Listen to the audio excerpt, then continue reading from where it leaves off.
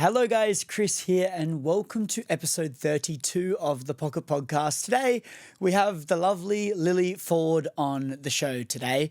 Lily is amazing, and the way I first discovered her was she came down to my run club and started telling me a bit about her story, and I was really fascinated. As you guys know, I let my curiosity lead the way when it comes to these podcasts and the guests that we have on the show. I invited her on and here we are. Lily has an awesome, inspiring story from having big addictions to vaping, actually, and she's done a lot of vaping campaigns or anti-vaping campaigns with all the big media channels around Australia, and she has a really inspiring story to tell that goes far beyond just vaping. We sat down for coffee for like an hour before we had the show and did a breath work as well, and I just learned so much more about her. And so the whole conversation isn't about vaping, but we learn a lot about the takeaway she learned from going through this process of, getting addicted to things like this and using them as outlets to escape reality. And she's become such a calm and empathetic person on that journey as well. And I'm really inspired by her. So I hope you guys enjoy this conversation. I'm going to stop talking, but you guys enjoy the show with Lily. We have a brand new sponsor on the podcast, Melrose Future Lab. Now, Future Lab is Australia's first dedicated longevity supplement range that is TGA approved and listed, Australian made and science backed. I'm not going to dive too into the weeds of all of their amazing products, but I just want to talk about one today that is their best seller, and I've been taking it every single day and have seen a noticeable difference, and that is the NAD Plus Booster. Now, this product is massively trending at the moment with Dr. David Sinclair, Peter Attia, Andrew Huberman, LeBron James, Hailey Bieber, Kendall Jenner. The list goes on and on and on. And that is because it supports the most important molecule in your whole body, which is NAD, and that is responsible for cellular renewal. In a simple sense, you are born with DNA, and there's a set of instructions that make up who you are. Now, your body replicates that information based on the set of instructions, but over time, as you age, it replicates it worse, hence why you age. Now, as mentioned, the NAD Plus Booster supports the NAD in your body, which is responsible for that renewal, which makes you replicate that instructions better for longer, which results in anti-aging. When your cells are firing on all cylinders, you start to have way better mental clarity, focus, energy, and you just start to feel like yourself again. You can find the Melrose Future Lab products at your local Chemist Warehouse in the vitamin aisle, or go to melrosefuturelab.com to get more info. But without further ado, let's dive straight into the episode. Lily, before the show, I got you to write down a quote for me. It was something that you love, something that came to mind straight away. And you wrote, "Sometimes you need to take responsibility for your own happiness." I love that, and I'm keen to unpack that. But talk to me about that quote and what that means to you. That's a quote from BoJack Horseman, which is a TV show. I don't know if you've seen it. I saw snippets, but it is really funny because the whole story, and I was really sort of interested in the BoJack Horseman narrative as a whole because it aligned in a way with what I had experienced. And it's this story of sort of rising from the ashes and being that phoenix and coming out of your trauma and your hardship and making the most of it almost, a reincarnation of sorts. And I love that. I love this idea of defying the odds and becoming stronger from something that you thought would completely debilitate you. And that's kind of BoJack's story. And, he grapples with addiction and mental health. And those were two things prevalent in my life and in my story of transformation. So I related strongly to it. And whilst the show is quite triggering for me, I just, there were parts of it that felt like home. Why is it triggering? It's funny because you think of that stuff and you relate it back to your past. And I'm in this funny position now where I'm on a healing journey, and healing isn't just up and up and up. Healing is loop-de-loops, and it's all over the place. And I think there will be a time where I'm fine to come back and confront that at face value for what it is. But at the moment, I'm really happy with the way I'm going and the way I'm progressing with my healing journey. And progression looks different for everyone, but on me, it just looks like, having a good day, waking up okay, and feeling okay for certain periods of time. So, Yeah. And in the quote, it's obviously take responsibility for your own happiness. What do you think that means? I think it's this idea that what I liked about it the most is that there's this idea of selfishness within it. And I think the clip is a conversation between Bojack and someone else explaining that he's been really selfish, and he goes, well, sometimes you just need to take responsibility for your own happiness, sort of thing. And I felt that in so many more ways than one, where I've had to do these selfish things and take these leaps of faith that, you know, have been terrifying, and I've been so scared of the outcomes. But that is the only way I've got to the place that I am in today, where, you know, I'm pretty consistently happy with where my life is at. And to come out of a really dark place, you know, from one place of not wanting to be on this earth anymore to being super keen to see what tomorrow holds is huge. It's a massive transformation for me. So it's really overcoming that fear of being selfish and going from that people pleaser to the person that has to prioritize their own mental health. And yeah, it's probably that. Do you think like when you think about happiness though, like, because when it says responsibility for your own happiness, there's a couple of things that come to my mind straight away where I think like this take ownership piece comes into play, where I think we need to take ownership on our lives in a sense. And if we're not happy, look within and kind of take ownership to seek after that better life that we want. But do you think the goal is happiness? Like, do you think the goal should be to be happy? Like that's, I get tied up on that word a little bit, because I'm not too sure I'm not too sure if I agree with the goal is happiness and we should all be striving towards that, because without sad, there's no happy. But talk to me about happiness and what your thoughts are on that. I love that take, because that take is really similar to what I had at uni when I was first studying my social work degree. Specifically, we studied Aristotle, who's a philosopher, and he has this beautiful take on happiness. And I would always say to myself, the goal is to be happy. The goal is to wake up and feel happy all the time. Like, remember, even as a kid, I'd get those dandelions and I'd blow them and you'd make a wish, and I'd always wish for happiness. That would consistently be what I'd wish for. But it's not until growing up that I've realized that happiness is a byproduct of so many other things. I also recently had to scale all the things that mean the most to me in my life. And I didn't score happiness as highly as I scored, say, gratitude or sense of belonging, because happiness comes from that. Happiness is your final result in a way. Being happy is nothing really. Being happy is what you make it. And I don't know. I would say that the way that I initially saw it is so different to how I see it now, in the sense that I don't strive to be happy in my everyday life. I strive to be better, and I strive to be super grateful. And if I'm happy along the way, then that's awesome. But it's more of an emotional response. Yeah, I think where people get caught up is the expectation that they should be happy. Because I think you're guaranteed to be disappointed, because wanting happiness all day long is wanting a lie. You can't be happy all the time. And if there's no sad, happy is just normal. And I think when we go through life and remove the expectation of happiness and focus on all the things that are as you said, byproduct of those things, make us happy and enjoy that, or fulfill us in that, or we get peace out of that thing, or we get joy out of that thing. If we can focus on all of those things and not have that expectation of happiness, we can actually start to be happy in our life. Would you agree? Yeah. And I don't think that to say to yourself, I want to be happy all the time, is realistic at all.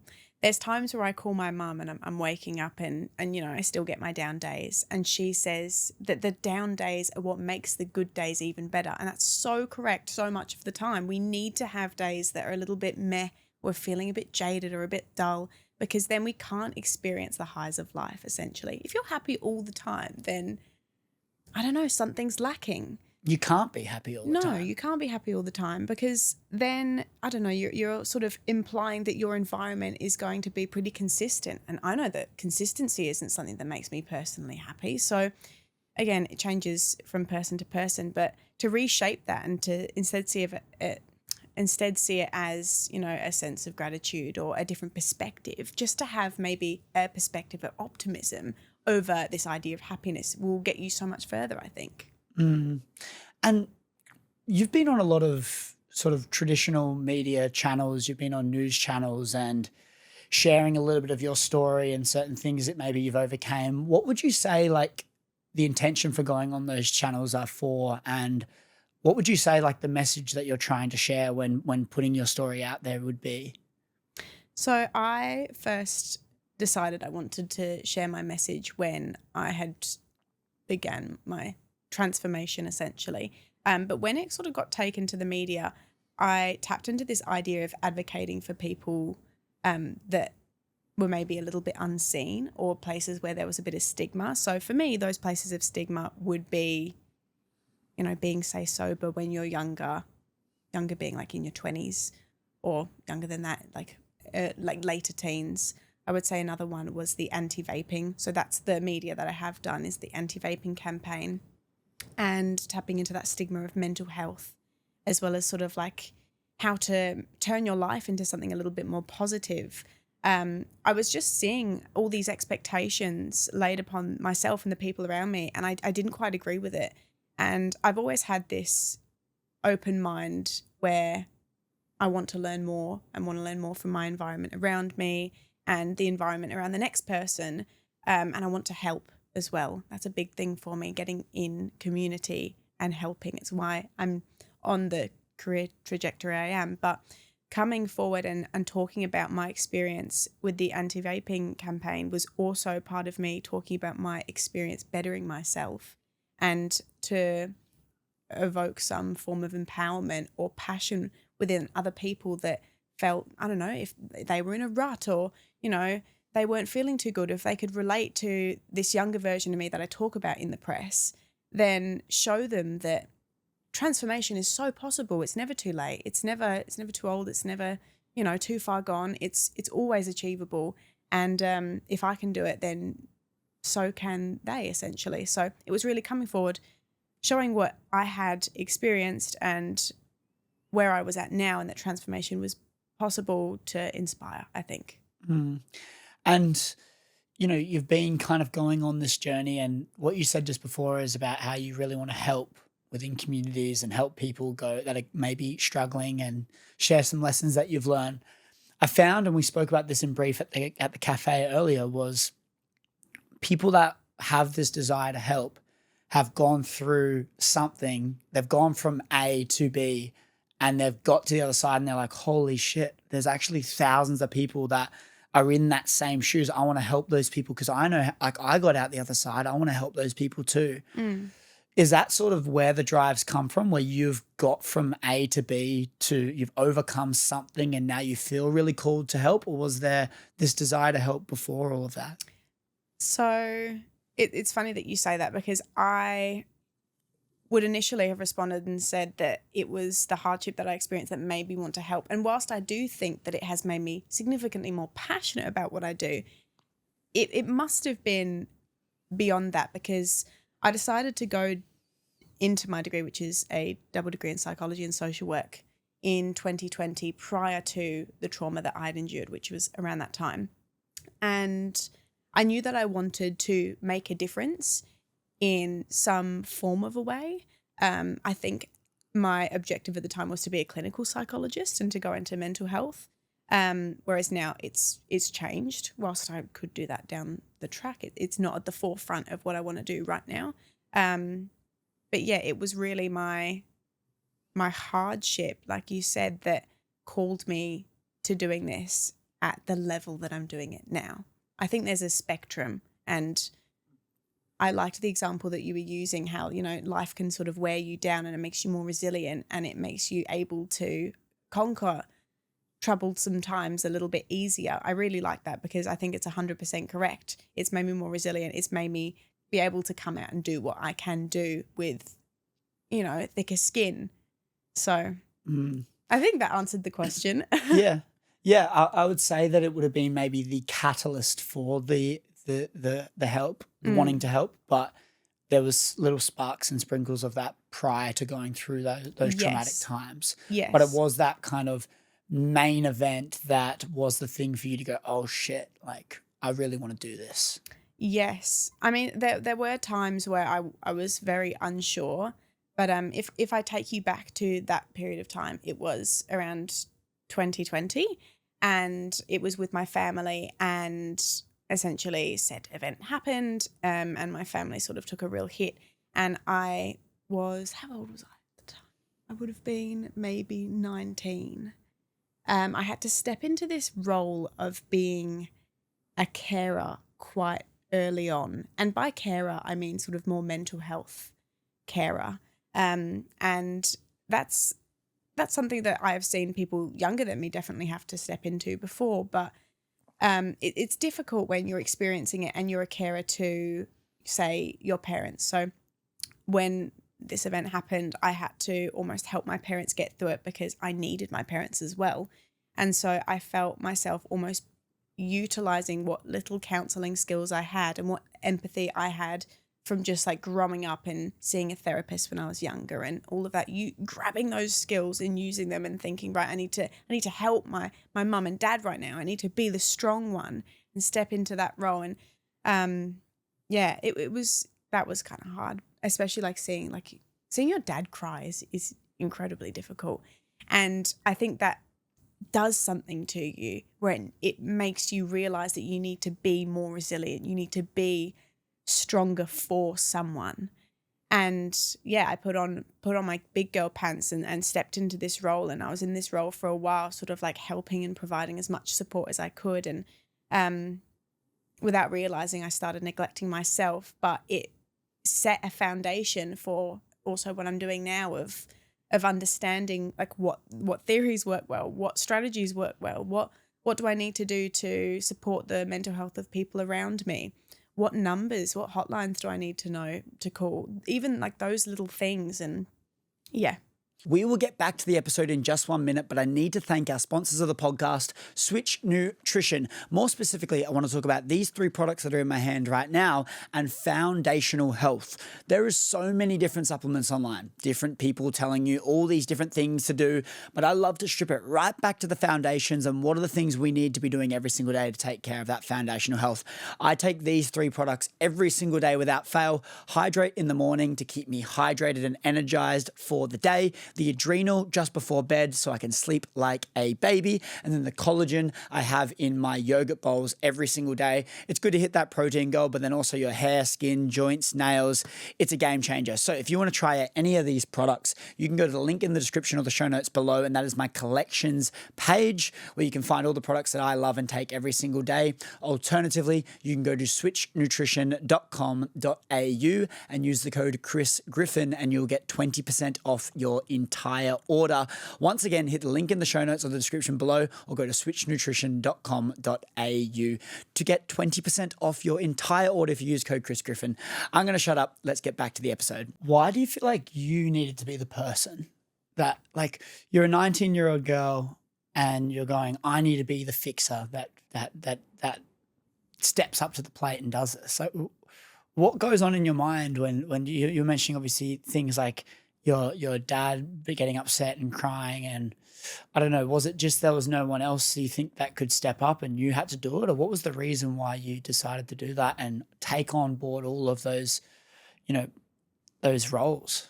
Well, essentially when you're younger, your parents are your caregivers. So I think that you do really look to them for the most part for a lot of things, unless you don't really have a relationship with your parents, which some people don't. I was quite fortunate to have a great relationship with my parents as I got older. And so it was difficult because it was sort of like 2 parallel ideas of I need my parents to support me through this really difficult time that I'm also experiencing, but also I need to support my parents with the knowledge that I have, otherwise they can't support me, sort of thing. You do see it in young kids. I mean, that there's some that I've seen that young children's with parents that are, say, addicts, and they step into, and my parents definitely aren't addicts for reference, but this is just a case study to use to better understand the situation. They'll go out and they'll be doing things like they'll be going and doing the supermarket shops and they'll be putting the kids to bed, or like you might have seen in some movies, like there's a younger sibling or an older sibling having to look after their younger sibling and taking on that sort of parental role to help their parents so they can be helped. I think it is a part of maybe that nature nurture sort of like concept and growing up and figuring out your role and your responsibility in life, finding that sense of purpose. I think they're your fundamental years as well. So a lot of growth happens there. And I knew that I needed to support my parents so that I could be supported too. And that's essentially what it was. I was a little bit of a counselor, and my parents supported me in the best way they could as well. So it was definitely, a give and take. But yeah, it was a tricky time, and it sent me down a pretty dark trajectory after. And when did you first realize that it was rubbing off on you and affecting you? And what was that realization? You know what? It's kind of funny because I don't think there's ever that moment where you wake up and you realize that something's happened. It just like slowly happens. It's like that analogy they use of when you put something in water, and if it's boiling water, they'll die instantly. I don't know if it's a rat or it's a frog, but you put it in boiling water and it will die. But if you put it in the water and slowly raise the temperature, it won't realize until it's too late, sort of thing. And I think that's kind of what it was. I was in this boiling pot of, I was getting older, and I was finding it more and more difficult to grow up and relate to the people around me. And after it happened, I needed my friends the most during that time, I think. But it was a big ask. Hey, I've experienced this real hardship, and I'm kind of mentally cooked right now. But I need some help. And, I was gravitating towards quite self-destructive habits. And that was off-putting for the people that I was around at the time. They were sort of thinking, I don't want anything to do with that. It looks like you're going down a real dark path. I'm sorry, but I can't be associated. And that was kind of what I was met with when I first started going through it. And I was lucky because my partner was such a good support, as much as someone really can be. But it's difficult when you're not the one experiencing it for yourself. So, and because I knew nothing about grief and loss and mental health intricacies to this level, it was all beyond me. It was all just an experience more so than something that I could genuinely think about. It was like waking up every day, I could feel myself panicked. I was in a state of fight or flight. Got to check how everyone's doing. Is everyone going okay today? Before I would go and I would start trying to distract myself from what was really going on. And so when I was in Queensland as also to reference when this happened, because I was living up there for a few months with my family. And it was when I came back and things were meant to sort of start stepping back into normality. It was also when COVID was happening. I realized that I'd meet up with people and I couldn't laugh and joke and banter and just talk about these small things the way that I used to. It was almost like my eyes had been forcefully opened to this new way of living, and I couldn't go back, to the point where I would meet up with friends and would go for a coffee, and I'd just sort of be conscious to not want to burden them with what I'd been experiencing. But also, last thing I wanted to do was chat about who they were seeing, like what boys were on the go and what parties had been fun and what clubs were good. It was just too difficult. It felt like I was on a different level where I wanted to talk about deep, profound things. And, life's fleeting and we can all die any minute. And, I was really thrown into this new way of thinking of, life is temporary and it's so fragile and it can just disappear in a nanosecond. And if you don't make the most of it, then it's going to be too late. And it's almost that existentialism that I was experiencing that my friends couldn't. And so it was very isolating. And so you combine a bit of isolation, some pre-existing sort of depression and anxiety with being a support for the people around you. And that's how you end up spiraling. So that's exactly what I did. I just spiraled. And in those moments where you feel like you're getting disconnected with your friends, there's troubles with family and you're having some hardship on that front, you're taking on so much responsibility, you kind of just get a bit overwhelmed with everything that's going on. Like, is there any memories from those times that are quite clear to you? Would you say that you feel like when you look back now, they were very pivotal to who you are today? Is there any things that come to mind back then? Oh yeah. Like, I started to settle into this, or to go back to the story for a little bit more context, we ended up selling our family home because the memories in the family home became a little bit too painful to deal with. And again, that idea of grief, we were grieving a life that you no longer had. And it was just too painful to be there. So we moved into this new home, and I moved out the back into this beautiful like granny flat that was part of my parents' new place. And it was incredible. And I'd moved into it thinking, oh, brilliant. Like I can get a job, I can just do uni from home and it will be fabulous. But it was little things like anytime something would go wrong, I started noticing that I would slip into this idea of wanting to escape without realizing. And I know that now that it's escapism, but at the time I had no idea. So it was a lot of drinking, or it was recreational drug use, or it was just doing something to escape. Getting a tattoo, those sorts of things. But yeah, I remember during that time I was at a job. So this is after I'd settled into that house. I was at a job and I was being genuinely bullied at my job. I wasn't having a good time whatsoever. I was being overworked and I was being bullied. And so I was struggling in my workplace. I would go home and I would feel like I couldn't go into the family home because it made me so sad that I would just completely isolate myself. And I would always reflect on this time of when I was younger. But as I say, nostalgia is such a liar. I would reflect on this time when I was younger and I was happy, and I thought, oh, you know what I used to do when I was younger? I'd always go to those parties, or I had a fake ID and I'd go to a club or a bar, and that's where I felt the most, I don't know, like valued in a way.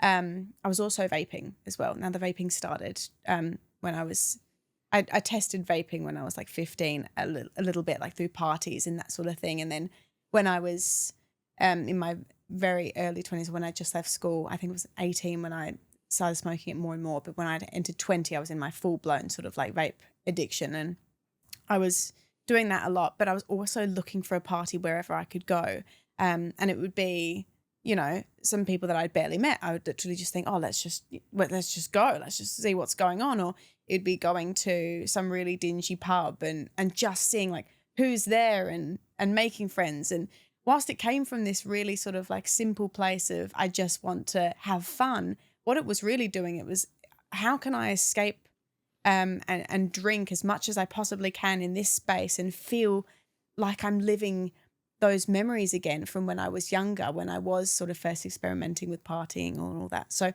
I was finding myself in these situations where it would be, you know, a terrible location. It wouldn't be fun whatsoever, but I would probably try and be the drunkest in the room. And then that's when the party would start coming home with me. And it would be, you know, then weekends, and the whole weekend would just be spent essentially getting blind. And yeah. So the first step of kind of your coping mechanism was just distractions in a way? Was it just not heading things face on, kind of just going, all right, what can I do to escape this life that I'm currently in? Yeah, it was exactly that. And I would say that I had a quite privileged upbringing. Went to a good school. My parents were incredibly loving. I had a good family, good home life.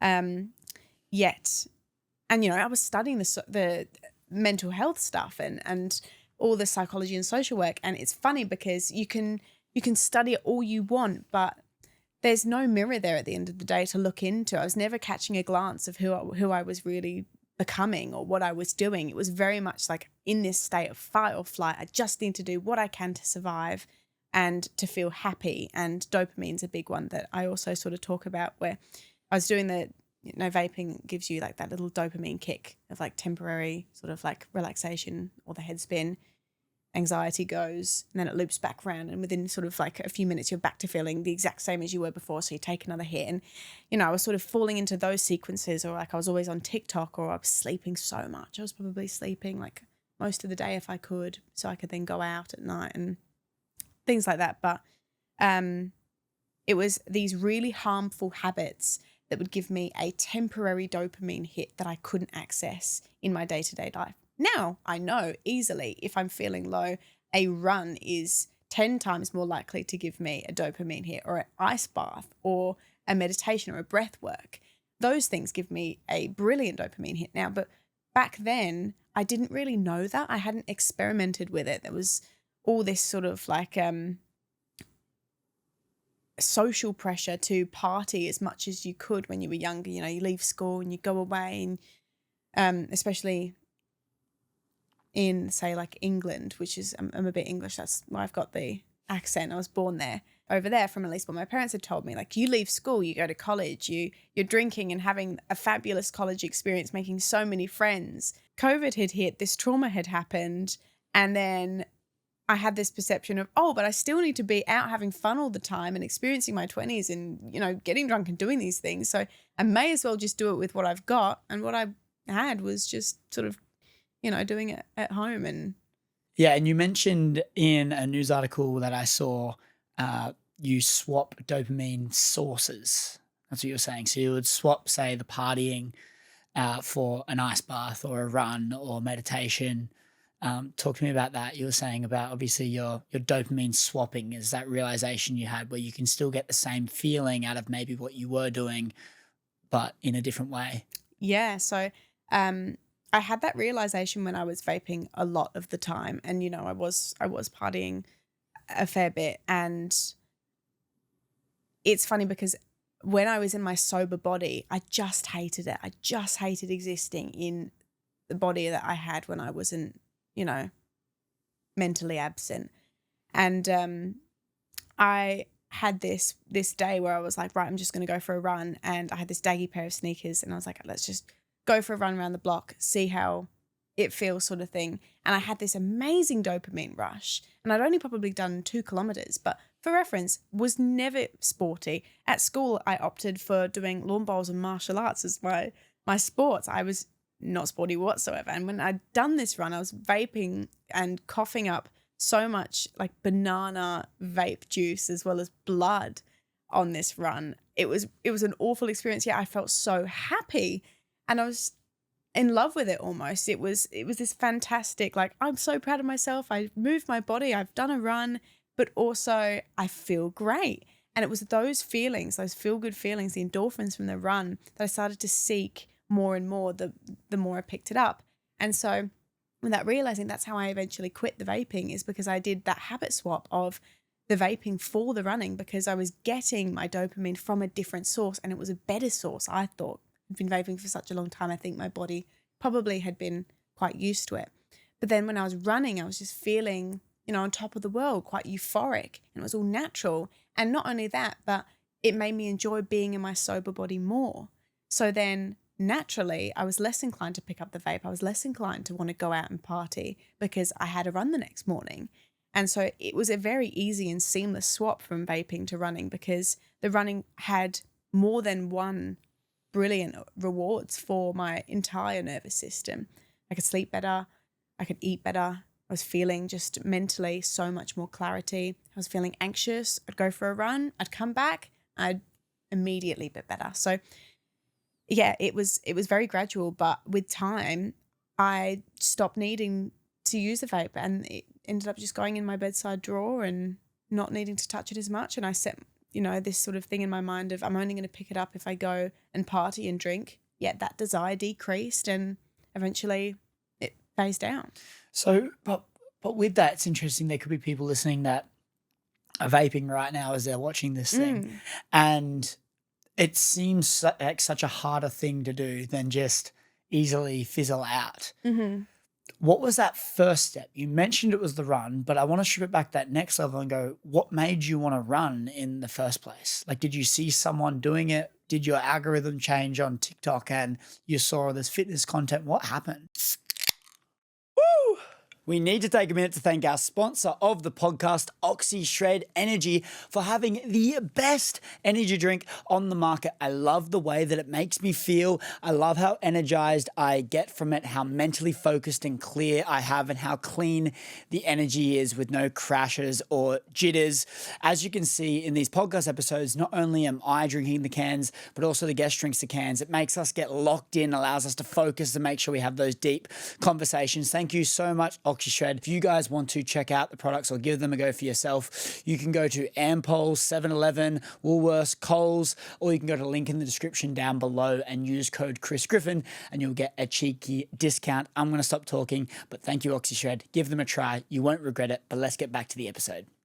Yeah, so I did see this creator, I think her name is Cassia, and she does 444 training, and she's an American Instagram personality, and I saw one of her videos come up, and it was a video of her when she was at her lowest, and you know, she really wasn't going well and she was drinking a lot, and I saw myself in this person, and she was a bit older than me, but I thought I easily could go down that same track, and I could see myself doing it in my habit. I looked as well completely different to how I'm looking now, and I was like thinking, oh shit, if I don't do something now, I'm gonna possibly get worse. And the way I was at that state was so bad already. I had, you know, quite poor self-image, but on top of that, suicidality, and, you know, I just didn't really want to be there anymore.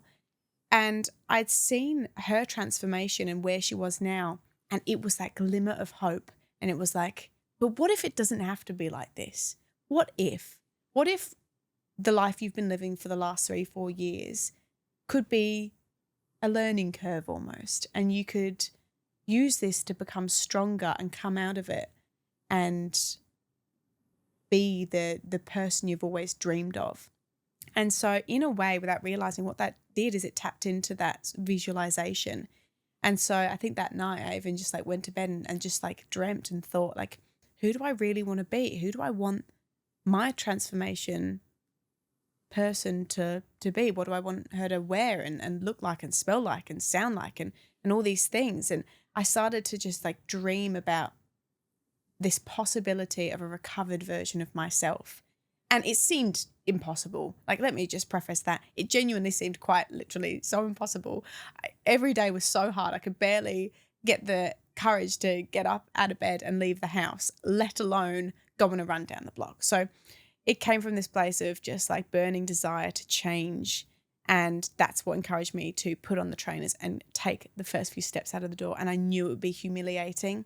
I knew it would be so embarrassing if someone saw me. If I took a photo, it would be embarrassing, but I wanted it to be embarrassing because I wanted to learn from it. And I wanted to do what I could and make the mistakes that I could so I could be this version of myself that I started dreaming of. It sounds like it's kind of proving something to yourself that you're better.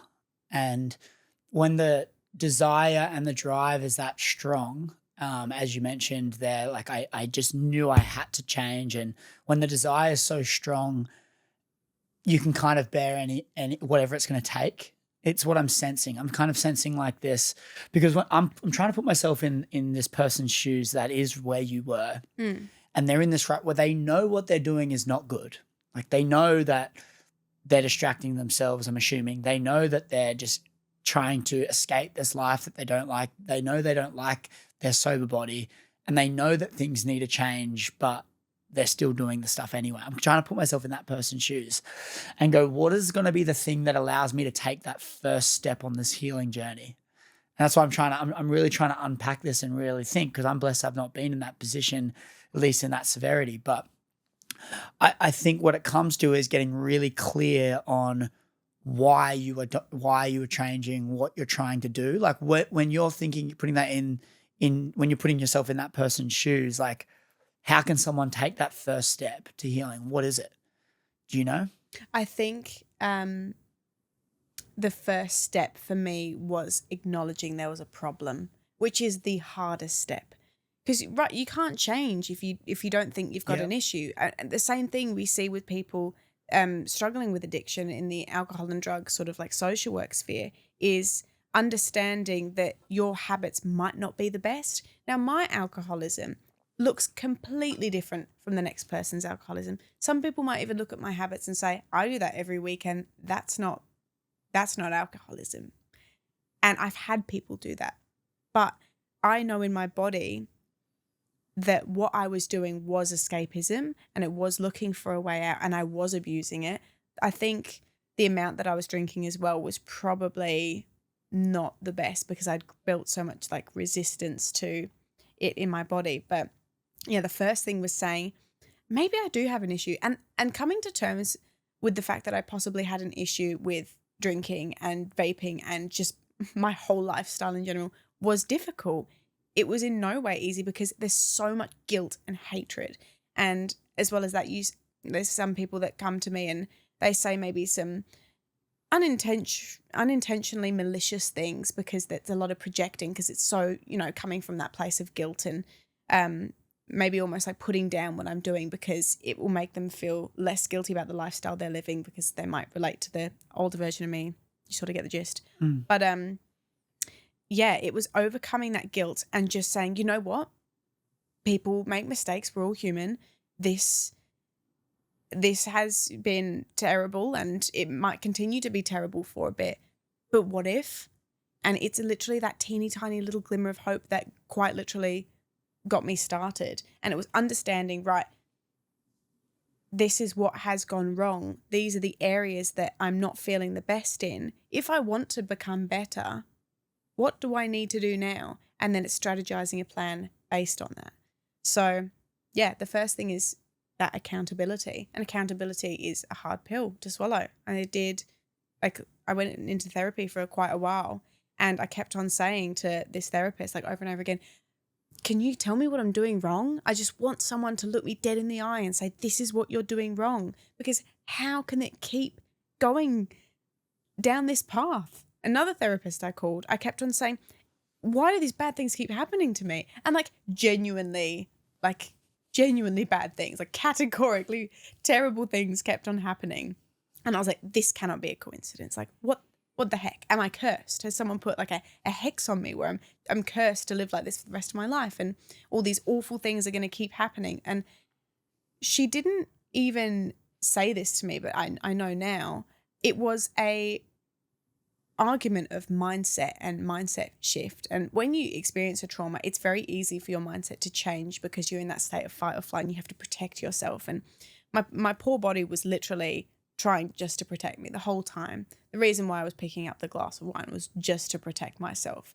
It was all just oh, what's happening? We're stressed all the time. We're waking up. We're not sleeping well. We're struggling to eat. We're just really emergency lights kind of on. What can we do to cope with it? And that's why I was reaching for all of these things. But it really, it came down to stepping back and thinking, what do I want to do now? What are going to be my next steps through the struggle that are going to lead to an outcome where life is a little bit easier to live? And it was so drawn into, what am I doing wrong in my life? And how can I improve that, if it is able to be improved, but also not beating myself up along the way because of what I'd chosen to do. Do you think there's a level of ownership that you kind of need to take when going on this journey, where you go, no one's coming to save me, sort of thing? I need to do this. It's on me. And obviously that's a very hard pill to swallow, but recognizing that, I know I'm just asking the question, where it is recognizing you go, okay, it's on me. I need to take the steps required to just at least try and get this. And it might be really clouded and I might have no idea how I'm going to make it out the other side of the forest, but at least I can just see one little step. And it's my job to just keep taking these steps closer every single day and just taking one step forward after another. Would that be the thing that you would think internally, if you're reflecting on that moment in your life, that's kind of what you did? You looked within, took some ownership, and then just started taking those steps required? 100% had to take the ownership. Like the quote, you need to take responsibility for your own happiness, your own emotional responses to things. And as soon as I stopped blaming the things around me and the situations around me and playing victim to my own life, everything just started to open up for the first time. And like I said before, when I was calling these therapists saying, everything in my life is so bad and it just keeps happening this way. It wasn't until I took ownership of that and I was like, hold on, am I doing this to myself? Am I self-perpetuating all of these negative thoughts and all of these terrible, am I putting myself in line for these things to happen to me in the first place by not having these boundaries and by not having any self-respect? And how can I repair that? How can I build a relationship with myself and, create some steps to change that are achievable, yet not dismissive, if that makes sense. It's funny because you're battling yourself in a way where you're taking accountability and you've got to be brutal with yourself. You've got to be super critically reflective on what you have done in your life to get to point X. And that takes a lot of balls because it's hard. You've got to, fess up to the things that you've done wrong, and it can be tricky, but just as equally, it can have such a wonderful payoff because you can learn from those mistakes. And that's what humans do, I think, is that we learn and we grow from those mistakes, and we have the ability to move on and become better people. But it does take time, and those little achievable goals started pretty small, and now they're sort of like getting bigger and bigger. But it was stuff like going to therapy, and maybe I shouldn't drink. Like, ooh, what's the worst that could happen if I just like went sober? Like, realistically, is anything going to change too much? And like having those conversations with myself of like, how can I make these little steps towards being better to also help myself? I want to talk a bit more on the vaping piece within this, because we've been hanging out for a few hours now, and we went and had coffee, and we didn't even bring up vaping once. So when you look at your presence online, and when we first met at the run club on the weekend, and when we ask what we're doing and whatnot, and Zoe chimes in, everything's about vaping, and we're talking about that the whole time. We then go for coffee and there's no vaping at all. We haven't spoken about that at all. And so people could view you online as like, because of all the media you've done in the vaping space, is all of these things. But then when we actually get to know you a lot more, there's so much more about your story and what you're trying to project out to the world and how you're trying to help. What made you want to go down this avenue of vaping and talk about that specifically and that part of your journey? That's a really good question. I liked that.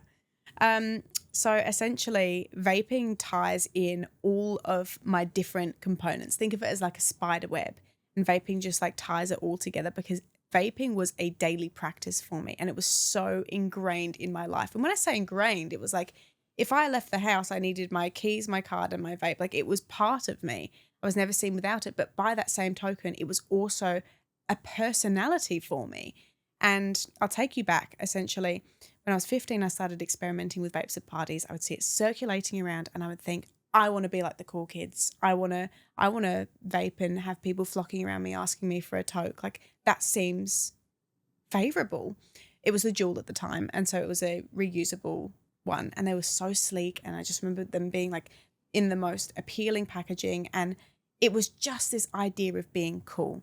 So the way I like to describe it is that planted a seed in my head, and that little seed told me essentially to socialize and to have people come towards you and be well in a social setting. That vape is going to help you, and that vape is going to draw people in almost. And so I did have anxiety when I was growing up. That was clinical anxiety as well. I was put on medication for it when I was 16, and I did find that when I was at parties and the vape was out, I did feel more confident. And so I say setting the sort of, planting the seed, because when I did turn 18, and I personally, I was a good girl, I like to think, for the most part, except for sometimes borrowing a fake ID and going to the club. I was too scared to go into vape shops underage. We know now that kids can do that, like, sadly, but I was too scared to do that myself. So I would wait till I was 18 and then I would go into the vape shop instead of, say, getting it through a friend, like when I was younger. And I would continually buy ones, and I was probably buying maybe 1 or 2 a week at the start. But I would then socialize in environments where I felt like I was cool, if that makes sense. I've done a terrible job at explaining that. No, but there's an emphasis on being cool as well. Like, yes. I'm sensing this. I can do this because that makes me fit into this tribe more. That makes me be able to have some presence and character in this tribe. So I'm going to vape because it's cool, I guess. It ties into that sense of belonging, right? And wanting to be accepted. I was a little bit quiet, and I felt that, like, my anxiety, especially my social anxiety, really prohibited me from being myself in social settings. So when I had the vape, I felt like I had this, like, comfort. It was almost like someone was standing next to me being like, oh, go on, like, cool. Sort of thing. And So I had it for a lot of the time where I was going out, but then also even when I was just at home. And that transition from when you're vaping at parties to home can be so quick, because the party then continues in your own sort of bubble in your head. You see that with lots of people that have been in fame and that have gone down the addiction path, where they continue to do sort of like coke at their house because it reminds them of the good old days when they'd do coke with all their friends and it would be like a big party, and it was their way of keeping the party alive. I genuinely think that vaping was for me keeping that little sparkle in me alive. But by that same token, it was my favorite form of escapism from my mental health issues that I experienced post-trauma. And when I say that that's tying into my my well-being journey, it ties in so greatly because the effects that vaping have on your body are so immense. I was out of puff when I get to the top of the stairs. I was sick all the time.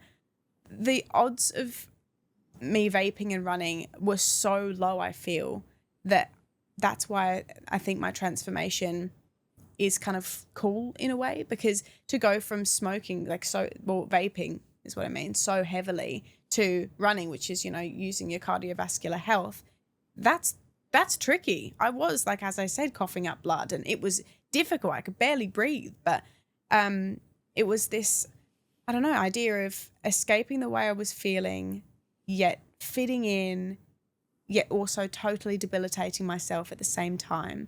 So when I said, it ties into my story, it funnels into so many different areas. It was my way of escaping. It was my way of socializing and remaining in connection with other people. Yet it was also my way of, I don't know, feeling like I had something that was just mine. So do you feel like that's the same for most people that are vaping? That feeling to fit in, that feeling to kind of chase this, it kind of in a sense breeds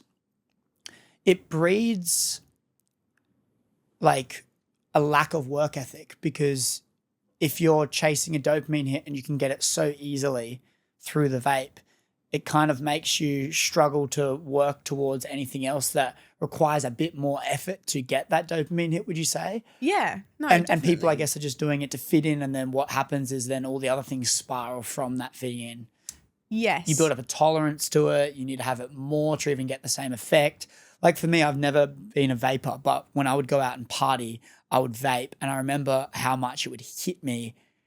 Like, and it'd be the most amazing euphoric feeling. I remember I would like have a few beers and then I would hit the vape and it would just be like this head spin and amazing. But then the people that are vaping all day long, they don't feel that same head spin that I would feel, like the severity of it. Because it's like when you build up a tolerance for anything like caffeine or whatever it might be. So I feel like it's just this spiral that slowly gets worse and worse over time. It goes from being sort of like your best friend at a party, you're like having a cool time, to almost like, I wouldn't say vaping is a burden though. I never felt burdened by my vaping. I felt comforted by my vaping. Do you feel like that, like when I look at it and go, because for me, I would party a bit and I would vape when I was partying, but I could never fathom having a puff of that vape when I wasn't partying. It was only when I was drinking. Like I like doing that at home, like I thought it was the most disgusting thing if people were just doing it at home without anything. And so how does it get to that next level for me? Is it, do you think it's probably coming back to that escaping thing, whereas I was kind of doing it to feel that extra buzz when I was out, but I kind of probably wasn't escaping anything in my life. So maybe it ties into that escaping piece for when you're doing it, when you're not at a party. It's like that comfort, that escape, that light little buzz that you can get from it. I feel like vaping feeds on people that are missing something from their life. I genuinely do. Because what are the statistics with mental health now? I'm unsure. Is it 1 in 4 people possibly that have depression or anxiety? It's quite high. And if you think about 4 people sitting on this couch, one of them is struggling.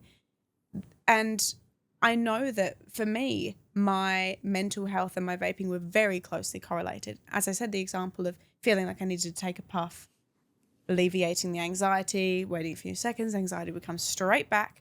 It was that crutch that helped me through those anxious feelings. It was that crutch that helped me feel like I could socialize in an era of, social anxiety, especially given COVID as well. Like, when you're saying 1 in 4 people or whatever the statistic is, like, how do you define mental health? How do you define, like, I have mental health problems? Well, you do an assessment, wouldn't you? Who's ranking the assessment? So you can do self assessments online. I think you can do the K5 and the K10. You're really testing me in terms of my psych knowledge, but yeah. So you can do a self assessment. You can literally do it on your phone if you like. On the health app, there is a mental health screening. You can access those screening things, and it ranks your well-being and tells you how well you're doing within your well-being on your phone. I have seen that as a source. But you can also do it within a therapeutic setting where you've got a psychologist that can, sort of like say, hey, look, you did show these results for anxiety and these results for depression. This is usually what I recommend. I think even like with your GP, I think you can also do it with them, and that's where they can sort of give you your mental health care plan. So it is through self-assessment for the most part. Do you think that the diagnosis is... I struggle a little bit with some of these things because I get hundreds of messages all the time about people going through certain challenges, and for me, I think that, as we said, as I was explaining at the cafe, about if you've got all of the pillars, like the fundamental pillars in line, obviously if we take away the people that unfortunately have gone through really bad traumatic experiences and they've got different other problems that they've unfortunately had to go through, and you're looking at it as an average, not an average Joe, but just a person that's struggling with some mental health problems, I feel like there is this difference between feeling depressed and being depressed is one that kind of gets merged. I feel like when you're clinically depressed, that's one thing. But we all have days where we feel depressed. We all have days where we feel anxious. But I think that's part of being human as well. Do you think that there's a negative effect? And look, this may not be something that we need to answer, but and it's probably something we can't answer. But do you feel like maybe there's someone has a bad day and they can feel like, oh, maybe I should get on medication, or maybe I should do this because I'm feeling depressed? Do you think there's a difference between feeling and being depressed? I think with the example that you've given, if someone has a bad day and they decide that they need to go on medication, or a bad week, even a bad week, that is a conversation that you can typically have with a GP. It's not like they can go down the street and go buy medication. There are clearances in order that people still kind of have to do. But in saying that, if someone comes to me and they're saying, I'm experiencing a mentally tough time, I will never question that. Because the only person that knows what someone is going through is that person. They are the master of their lived experience. They are the only person. So and that's where it can become a bit dangerous if we're in spaces and we're then questioning things. And I totally understand what you're trying to say in the perspective of curiosity, because I think we leave that in life. If we don't question things, then what do we do? Just go with it.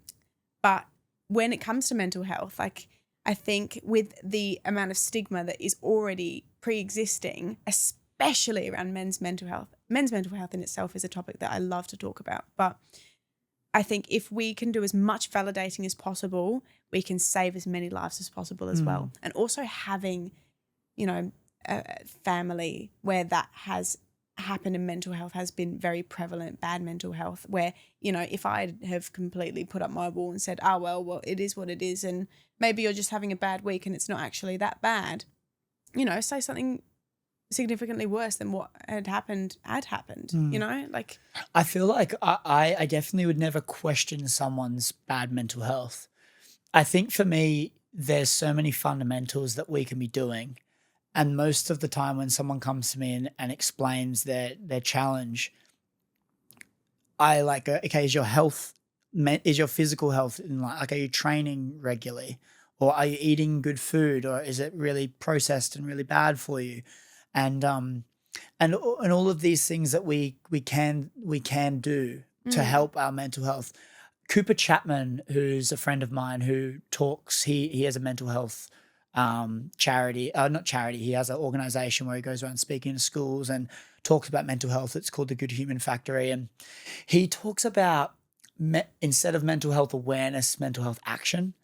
And he talks about all of these different things that we can do to look after our mental health.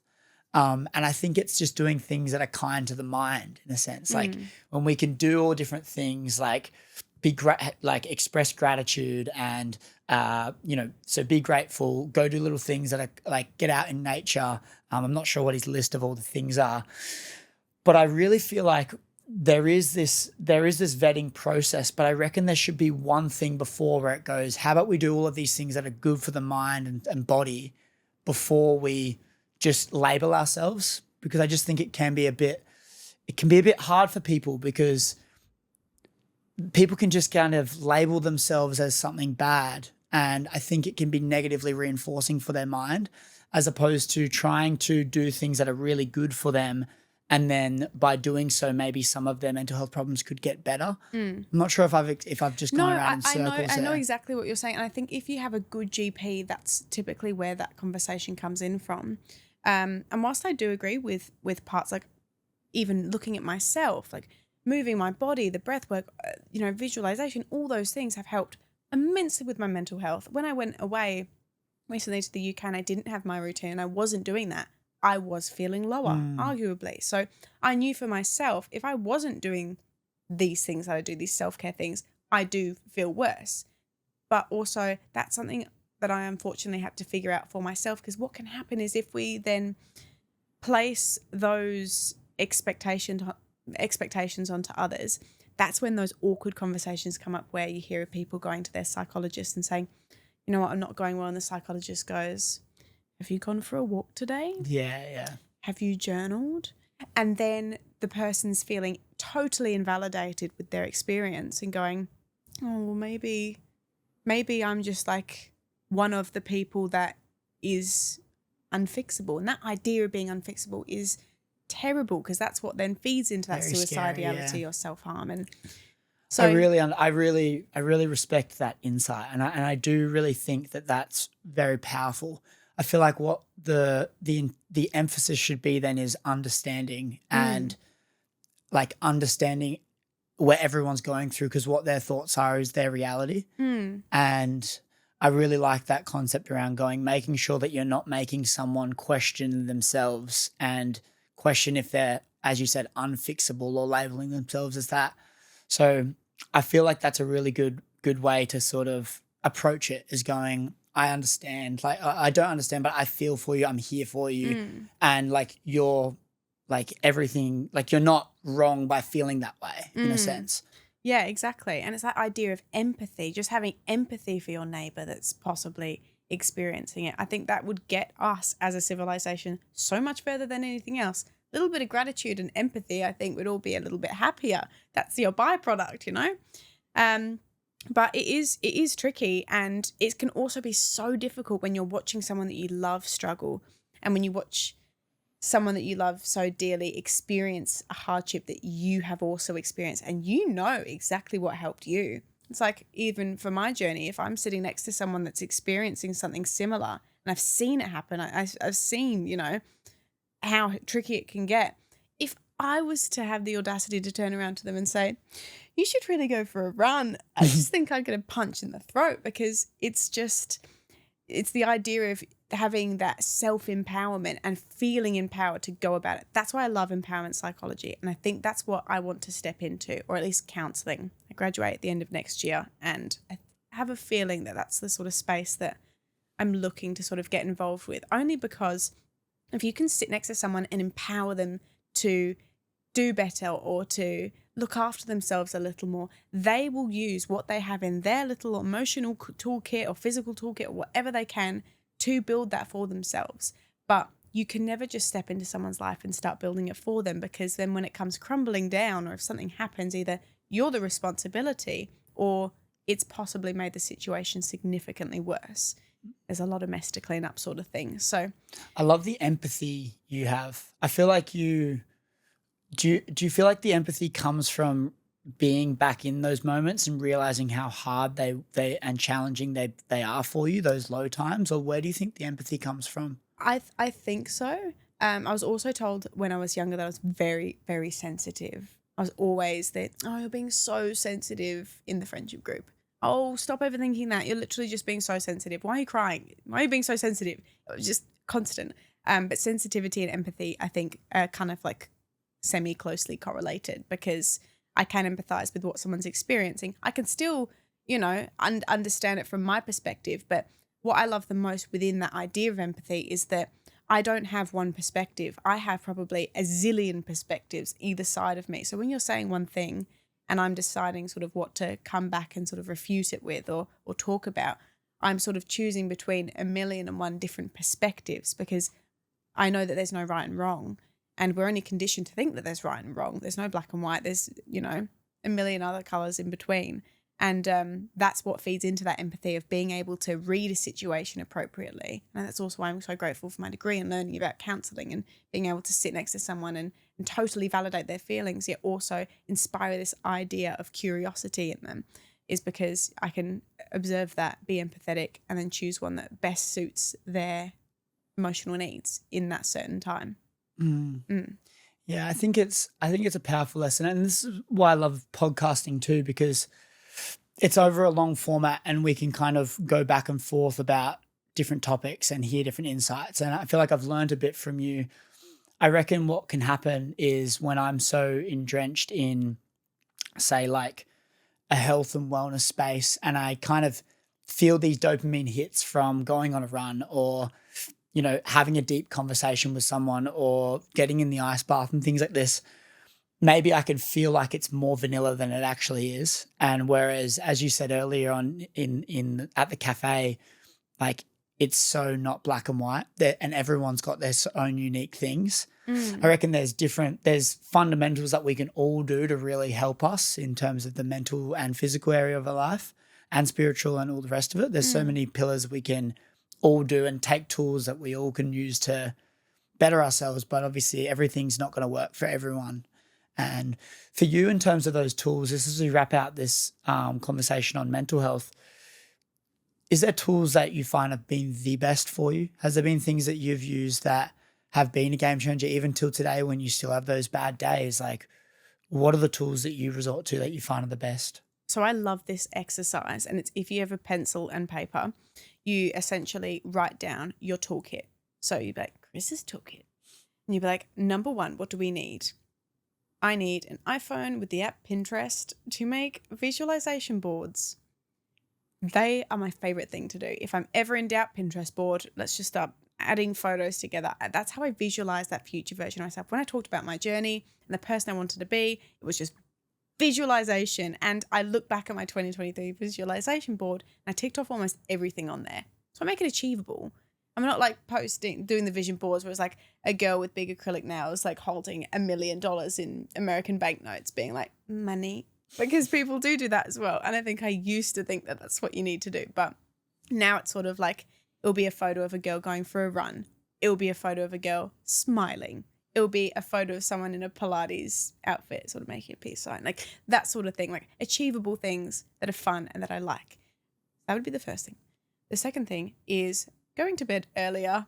I am a total sucker for having a good bedtime and having a cup of peppermint tea and just like being on my own. I just love that more than anything. It helps me reset for the day before and it helps me just get all of my chickens in line, sort of thing. So I do that, and then also journaling. So journaling exactly how I'm feeling in certain moments. I actually use the app on my phone. I don't know if it's an Apple app. I don't know if you have it. It's literally just an app called Journaling that popped up on my phone one day. I was like, okay, you can stick around, and I use it. And it full face locks. You can do voice memos. You can take photos, put it in there. And every time I have a thought, I journal, and then I keep tabs for different thoughts so I can keep going back and adding to the thoughts. And so I've got like 1,000,001 different tabs. It used to be songwriting. So I used to be a music teacher and I did a lot of songwriting. So I write songs. I don't know if that one would be in your toolkit, but potentially. So yeah, those sorts of things. And then of course the running, the breath work, the meditation, the given ones, they 100% will always make me feel better. Breathwork with Sandy on YouTube is by far the best account that I've found for just like if you're needing someone on your phone to speak to you. He starts off his videos like with hello guys. And it's always like a little bit like skip that bit and then get to the breathwork. But I listened to that this morning. And then the last one, which I think is the most important one actually for me, is music. But listening to the music, not the writing of the music. So with Spotify, if I literally have this playlist called Lily, and this is me 100% exposing myself.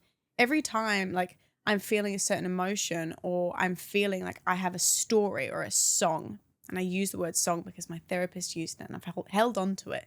I do this like almost song story with it where I'll add in a bunch of songs from different playlists and I'll make my own, and it will have a story behind it, and it will be the story on how I'm feeling. So I'm validating my own emotions. And I've done it 1,000,001 times. Like I've got one called like Villain Run, and it's really funny, and it's like kind of like old Western music, and I'll listen to it sometimes if I'm just like feeling like a villain in my own story. I feel like you can get like that when you're sort of using, you know, the anecdote of the past version of yourself so much like I do. So like times like that, or there'll be ones where I'm just feeling really happy, or there'll be times where I'm not feeling so happy, and I literally will just make a playlist for it, and then I can sort of meditate on that sort of emotion or those feelings and then move on from it. Yeah. Would you say you're quite a self-reflective person? You think a lot and reflect on things that have happened? Yeah, all the time. I used to think I had an issue with nostalgia. Like I genuinely thought that I had a bad relationship with nostalgia, and that's why I say nostalgia is a liar, because I don't think it can be always for the good. What do you mean by that? Well, when you think back to your past or your childhood, so this is the big one for me, especially with the trauma that I endured. When I think back to my childhood, I think of the happiest, most beautiful times, and it just makes me want to sob. And it's funny because nostalgia's lying there. Of course, like there are some things that happen that aren't the best, and you know, life isn't always as peachy as you think. Another brilliant example is people experiencing breakups. Nostalgia is such a thief and a lie in those settings as well, because you think that was so good, that was such an amazing relationship, and I miss them so much, and I wish this had happened differently. Yet, no, you don't. You don't realize all those other things that have happened because nostalgia's hidden them from you. So, I don't know, I had to reshape my relationship with nostalgia as another product of experiencing the trauma, because it just made my life a living hell when I thought that the past was so much more beautiful than my present moment. So the nostalgia makes you only focus on the good things in the past rather than any of the bad? Yeah, I think so. Right. So looking back at times and kind of wanting to go back, is that what you think nostalgia can do to you sometimes? Not even necessarily go back, because I don't think, oh yes, please zap me back to the Enchanted Maze on the Mornington Peninsula when I'm running around with my family and we're all happy. I'm not thinking like that. I'm just thinking what my life could have been like if I'd have known what I'd known now and applied it to that situation, if that makes sense. So almost like a forewarning. And sometimes I literally think, like, could I be psychic enough to just let myself know, like, hey, there's something really bad about to happen. Make the most of what you've got, because it's going to be gone soon and you're never going to get the chance to get it back. And that's sort of what it ties into, this thing of like feeling like you've really lacked and missed out on something so special. And that nostalgia is you being naive or ignorant to the possibility of something changing. Do you feel like you have any regret? I don't regret a lot of things in life. I don't like to live like that. I used to ask my nana that question whenever I'd go and see her, because I'd say, is there anything that you specifically regret in life because you've lived for so long? So rude. But I would say the only things that I really regret, and only regret sometimes, are my tattoos. And that is because I made permanent decisions based on how I was feeling in certain moments. Tattoos, in a kind of semi-similar situation to the vaping and the drinking, were escapism. If I was having a bad day, I would call up that tattoo parlor and I would be on my way. I would see if they had a booking that afternoon with no thought behind it, just a few photos from my Pinterest board. And then I'd go in and I'd say, okay, give me that one. And I would just get this massive bikey tattoo on some part of my body and then just go home and my parents would be like, what are you doing? And I ended up with these like two sort of like funky looking sleeves that don't quite match, and I've had to get them redone twice, but I think I need to get them redone again in summer. So it's a lot of money. And then also the removal process, I've thought and looked into that, but it doesn't ever look like it fully sort of like goes away. And on top of that, I think it sort of like messes with your skin a bit. So then I'm like, maybe I need to wear my scars a little better. Maybe I just need to sort of make peace with them. Because I do have stories. The stories are kind of cool sometimes. Depends on what mood I'm in. But yeah, if anything, probably the tattoos, only because it's inked artistry on my body forever. And they weren't during good times in my life for the most part. So do you look at the tattoos and does that resurface memories from those times? No. Does it? No. It's more so just going, okay, well, now I have these things on my body and I don't want them on there. Well, it's like we change all the time. I have this theory that we change completely over every 7 years, but our same fundamental habits, or not habits, our same fundamental character values resurface every 7 years. And it's a weird theory. I had it when I was younger and I was like, how old am I now? Does that mean that next year my hair will be really long and I'll be really happy? Or is that the year after? And I just think every 7 years we do go through that sort of like continual loop. But now I've totally forgotten the question because I'm thinking about my 7-year theory. No. It's more so just about the tattoos. You're saying they're permanent, but you think you change. So oh, yes. Why would we put tattoos on our body when we think we're going to change? Yeah, so really good question. I don't know if I can answer that one because I still think that I would be open to getting more tattoos. Well, I'm going to get them fixed. So I think it just might look a little bit more cohesive. And I think that's the issue. I got them done and they weren't the best. And I don't know, I got them done in a way that I wanted to show people that I'd been through something and that I was stronger than I actually was. And I know we talked about that at coffee, where I was talking about wearing your strength on your physical body so that people know that you've been through a little bit of something. And I used it when in relation to, say, self-harming, but also tattoos and letting people know that you are stronger. Or gym. We also use the gym example of like getting really ripped because you asked me why I wanted to be a muscle mummy. And I was like, well, I want to look as strong as I mentally am. I didn't say to her, I did not say to her, why do you want to be a muscle mummy? Those words came out of her mouth. Lily was like, yeah, why do I want to be a muscle mummy? Well, I'll tell you. No, you were like, why do you want to be like jacked? And I was like, well, also it could come down to my mum. A little bit of a fun backstory. So my mum's a very tough woman. She's awesome. She is one of my biggest inspirations. She's not very tall, but she has some biceps on her, and she will sometimes throw her hands around. Well, she used to when she was younger if she got into a little bit of trouble, but only if people were bullying her and stuff. So she just didn't let people walk over her was her main thing. She had this very resilient, thick skin, and her dad, who's my granddad, was identical. So she's a spitting image of him. And he used to box with the Krays. And I don't know if you've seen Legend. No, I haven't. And it's about the Krays, the boxers in Essex, but essentially like East End gangsters. And so my granddad used to box with them. But my granddad was sort of like feared in a way. And so because my mum was the spitting image of him, essentially, she had this attitude of, I want to be just as strong as my dad. Like, I want to channel him. I will not let people fuck with me. And so that has been my influence on one side. My mum's like, I'd come home and I'd be like, oh, you know, I'm being bullied at school. And she'd be like, well, why did you let them speak to you like that? Why did you just like turn around and like what sort of thing? And she gymmed a lot and she was like shredded. Like she was cool. She was a muscle mummy, 100%. My dad, on the other hand, polar opposite, and they juxtapose each other brilliantly. So my dad is very cool and quiet and well-tempered, and he's a doctor, and so he's very sort of like, he's got very elegant hands, and he's a musician, and he has like a little music studio where he plays the guitar and sings, and I used to sing a lot with him, and I do when I go down and see him. I sung with him on Saturday, just the day before Father's Day, because he was learning a song on the banjo and he wanted me to sing a harmony of a Fleetwood Mac song. So I'll go down and I'll do a lot of music with him, and he does a lot of woodwork, and he likes to bake bread and make beautiful lunches, and he's so artistic. And they're my parents, so I've got like a really sort of like, and it's funny because if we then think about the gender construct, they're completely almost switched. Like my mum definitely wears the pants like 100%, and they're bedazzled, and she's got rainbow shoes on. And my dad, however, is like quite funky, but very put together and calm and collected. And I like to think that I'm a good combo of them both. Yeah. I love that.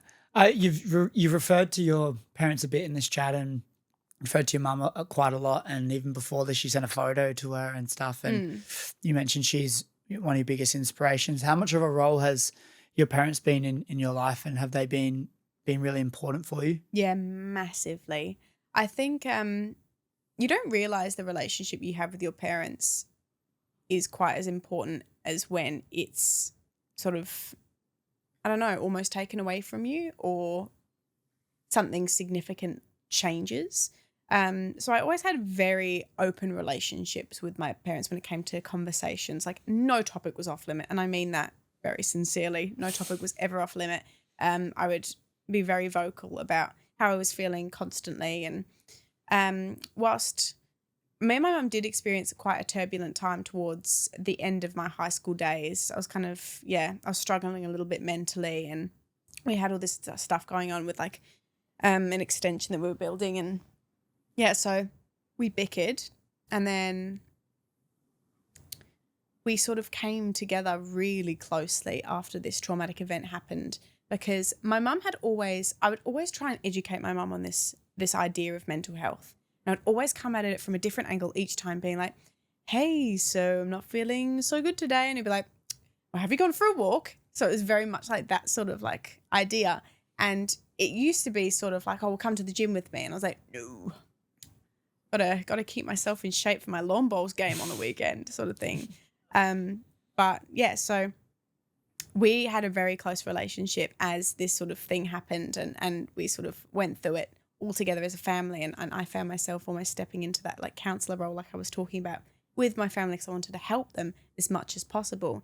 And it was this newfound like gratitude and appreciation for everything that they had done. And I don't think I would have got this far without all of the support they've given me. They've given me so much support. They've been fantastic. If ever I'm in doubt now, I call them, and they're always cheering me on. Like they're my biggest cheerleaders. And it's funny now, because another just part of a side step for the success story of the well-being and moving through it all is that because of all that support that I gave my mum, and from these conversations, almost like we're having now, I would have with my mum, she felt so inspired by them and thought that she learned enough from them that she wanted to pursue a degree in counselling. So she did a postgraduate degree in counselling and currently works as a counsellor. So it's just incredible moments like that where, you know, that you see that there's no sort of strict role for parents to play. They're literally just like another version of us that we can sit as equals with, opposite, as you get older at least. And I just think that was such a remarkable story, because it really, I don't know, opened her eyes. This transformation changed her as well. And I think that I'm so proud of her. Like, she's an incredible person. That's so awesome.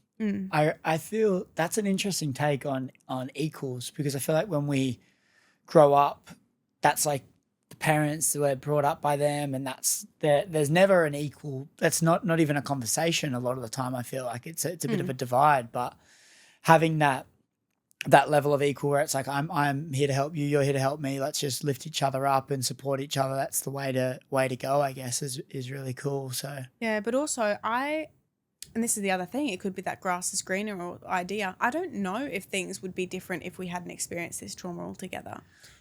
So I don't know. Like it could be that the fact that we have a good relationship is because we're going through it still together, and we have to have each other's backs, because if we don't, then that's when I spiral, or that's when they sort of don't do too well, or, you know, same goes with my dad. Like I can have, my dad is fantastic when it comes to these chats too.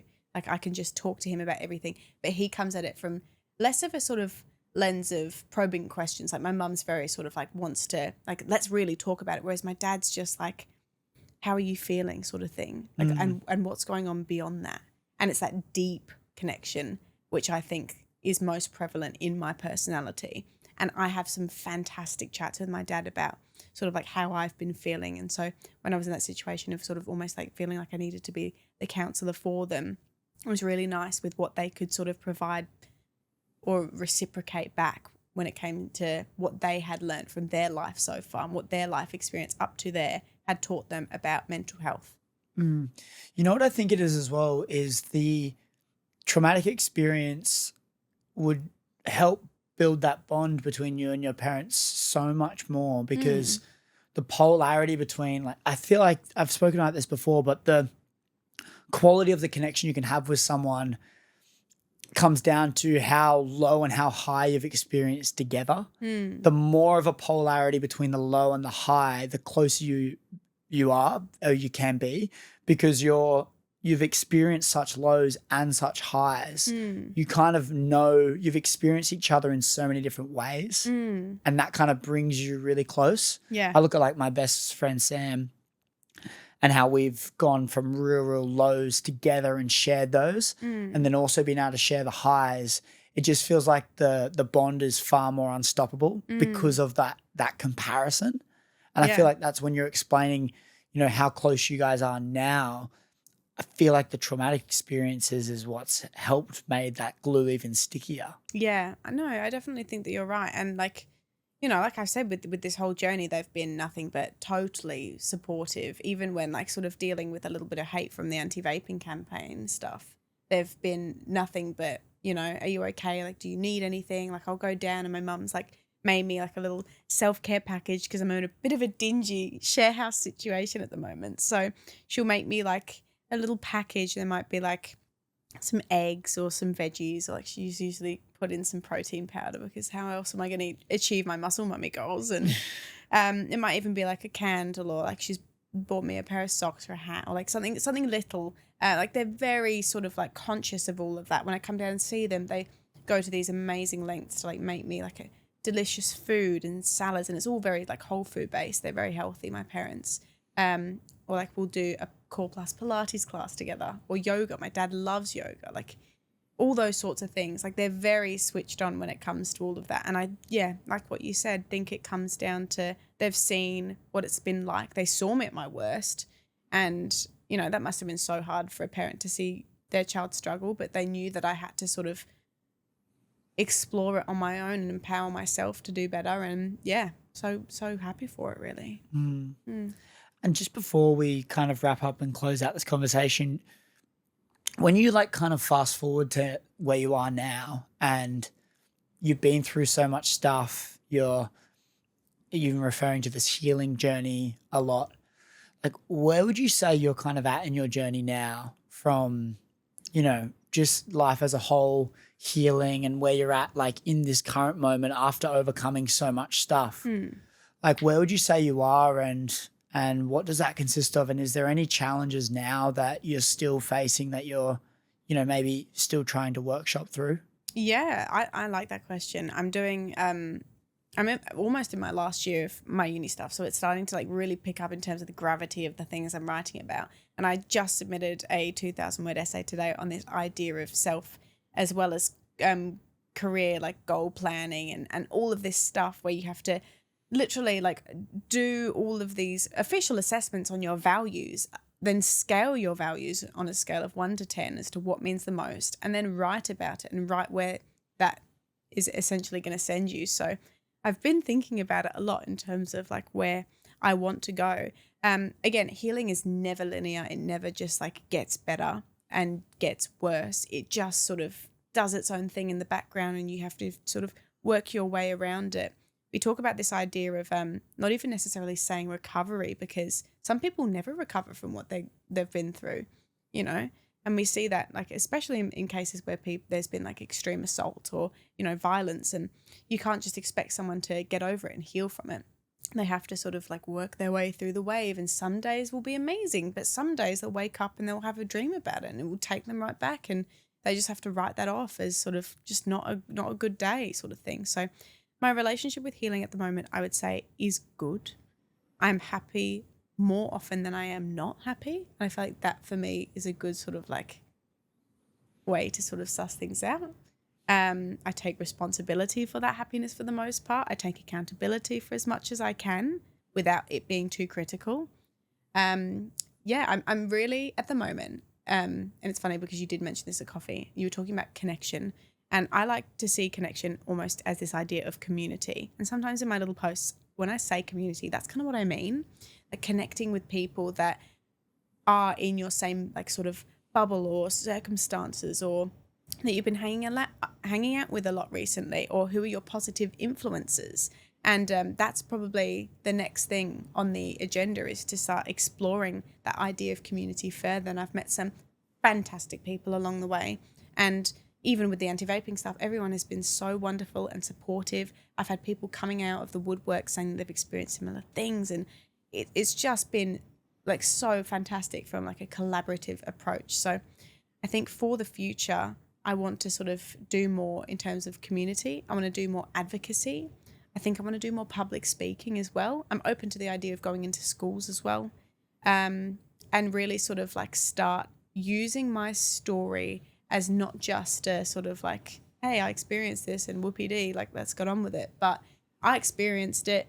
You might have experienced it. So let's try and reduce some stigma along the way and empower people to do better for themselves, especially the younger generation. That's sort of my main sort of reach. Yeah. I love it. And is there anything else you wanted to say before we close this up? Or it's been great chatting to you. We've been going for an hour and a half now. Cool. Anything else you want to say? I'd just like to say, big thank you. If you are experiencing, or if anyone watching is experiencing any mental health strife, then I'm happy to show some hotlines. I know like Headspace have been great. Beyond Blue are okay. They're more sort of like crisis. The men's line is actually good. I've heard some good things about men's line for men's mental health. But yeah, like if anyone's sort of experiencing anything along the lines of what I had, or is currently vaping and kind of feels like they want to quit, there are so many resources and there are so many things out there, and it might seem like a lot, and the idea of recovery might be terrifying. But like we discussed, that first step is taking that accountability and swallowing that pill and looking at yourself in the mirror and thinking, could it get better than this? And getting excited about that. Excited about, hold on, yeah, actually, it really could get significantly better than this. And I've seen that it's possible. And I've got my toolkit ready to go. So, yeah. I love it. I want to commend you as well. Thank you so much. I learned a lot. I feel like I'm going to encourage you to put yourself out there more like this, because people get to see a little different side of you. I mean, before we got to meet, you sent me through a link of just news articles, and to be honest, I am not as interested in reading those rather than chatting to you on a format like this. But this morning in preparation for this, I was reading them and I'm looking at them and I'm thinking like, it's a similar sort of narrative, and I know there's much more than just what they're kind of saying on here. And I don't know, I feel like hopefully people can look at you and commend you and have a lot of respect for you and your story off the back of this. So thank you so much. Thank you. And if you guys have made it to the end, thank you for tuning in. Thank you for making it to the end. I'll leave all of Lily's details in the show notes and the description below, so you can go check her out for yourself. She is amazing. And I'm going to sign this one out for this week. Leave a review on Spotify or Apple if you did enjoy the show, and a good one, by the way. It helps the show grow, helps us keep getting amazing guests just like Lily back on the show. Thank you so much. We're signing out for this week, but I will see you next week.